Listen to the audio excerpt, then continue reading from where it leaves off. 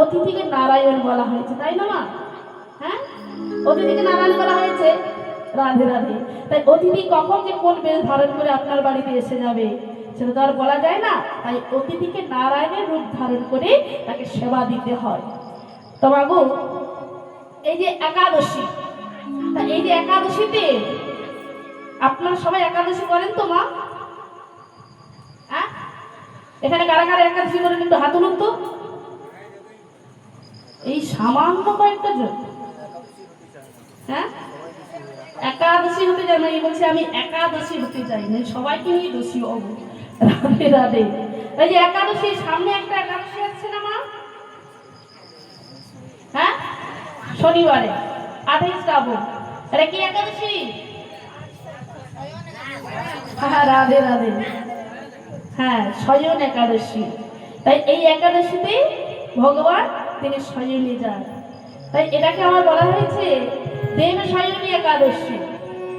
দেব শয়নী একাদশী মানে না, এই একাদশীতে দেবতা এবং সকল দেবতারা শয়নে যায়, সকল দেবতা শয়নে যায়।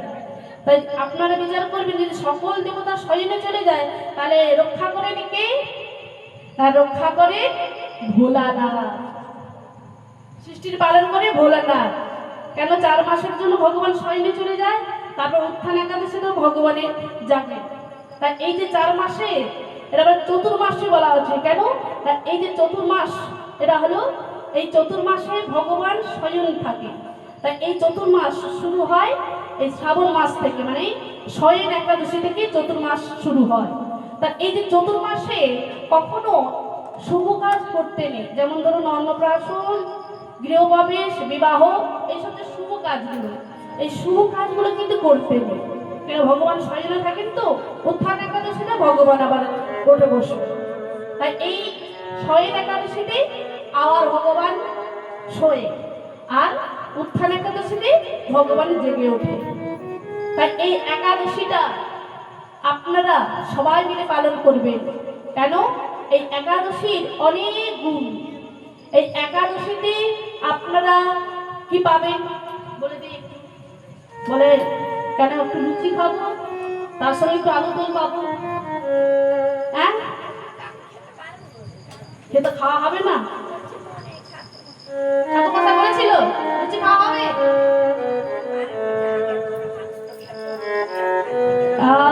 বলে খেতে নাই। হ্যাঁ, ঠিকই বলেছে।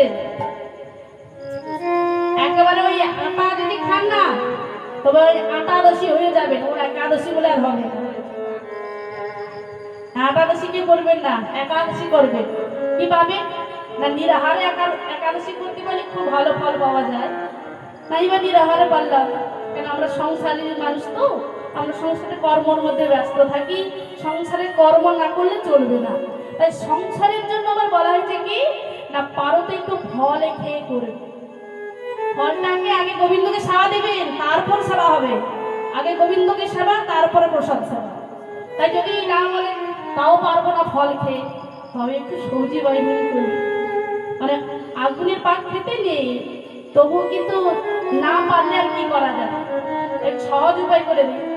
ওই আগুনের মধ্যে মানে আগুনের পাক করে খাবেন, অর্থাৎ কি না একটু কাঁচকলা, পেঁপে এইসব সবজি বানিয়ে ভগবানকে নিবেদন করে তারপরে একটা তুলসী পাতা দিয়ে তারপরে সেবা করবেন।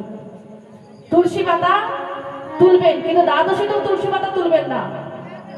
হ্যাঁ, দ্বাদশীতে কিন্তু তুলসী পাতা তোলা যাবে না। একাদশীতে তুলে রেখে দেবেন, দ্বাদশীতে ভগবানের চরণে সেবা দেবেন। হ্যাঁ হ্যাঁ, রবিবার হলো দ্বাদশী। একাদশী করার পরে কিন্তু দ্বাদশী করবেন, না হলে একাদশী করে যদি দ্বাদশী না পালন করেন তাহলে একাদশীর ফল পাওয়া যায় না। আর যখনই ওই ভগবানকে দেবেন, ভজনের যখনই ভগবানকে দেবেন, প্রসাদটা হাতে নিয়ে বলবেন কি, ভজনে সুজনার। শুধু একাদশীতে বলবেন না। ভাবছেন শুধু একাদশীতে বলে দিলে হয়ে যাবে না।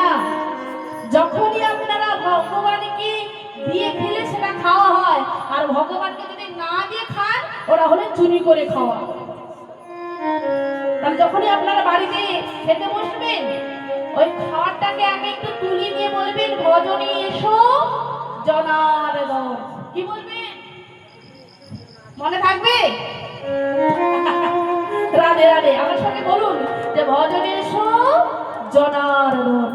আর এই মন্ত্রটা বলা মানে আমরা যাহা কিছু খাই না কেন আমাদের খাওয়ার আগে গোবিন্দকে নিবেদন করা হয়। হরি। তাহলে সেই শয়ন একাদশী, সেই শয়ন একাদশী করবেন। আর ভুল করে একাদশীতে কেউ পঞ্চশস্য গ্রহণ করবেন না, যেমন ধরুন চাল, আটা, গম, হ্যাঁ, এইসব কিছু সেবা করবেন না। সরষার তেল এগুলো কিন্তু খাওয়া যাবে না, বুঝলেন? তাই এই একাদশী সবাই মিলে করবেন। আর যারা বলে বহু দূর একাদশী করার কোনো দরকার নেই, ওই আমি একাই দোষী থাকি, ও আমার কোনো আপত্তি নেই। বাবা, এই একাদশীতে কেউ যদি এক দানা অন্ন গ্রহণ করে, গো হত্যার যে মানে গো হত্যাকে মারলে যে সমান পাপটা, ওই একটা অন্ন কেউ যদি খায়, এক দানা অন্ন যদি কেউ খায়, তাই সেই সমান পাপ হয়ে যাবে। হরি। গো হত্যা কেউ যদি করে, তাই সেইটা মনে রাখবেন যে একাদশীতে অন্ন গ্রহণ করা কিন্তু একেবারে যাবে না।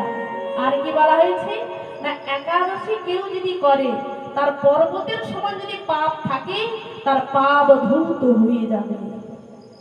বুঝেছেন? পর্বতের সমান যদি কেউ পাপ করে থাকে, তার সেই পাপ থেকে সে উদ্ধার হয়ে যাবে। এই পবিত্র একাদশীর এত কিছু মহিমা আছে। তা সেই পবিত্র একাদশীতে কি করবেন? ভগবানের ভগবত গীতা পাঠ করবেন, ভগবানের চরণে বেশি করে ফুল তুলসী দিবেন। আর ভগবানকে সব থেকে আরেকটা জিনিস যদি করতে পারেন কি, ভগবানকে চোখের জলে দিয়ে তাকে একটু ডাকবেন। চোখের জলে দিয়ে ভগবানকে একটু ডাকবেন, তবে দেখবেন ভগবান অতীন্দ্র খুশি হয়ে যাবে। তাই মাগো, তাই সেই একাদশীর এত কিছু মহিমা, তাই সেই একাদশী সবাই মিলে পালন করবেন। তাই গৌর প্রেমানন্দ।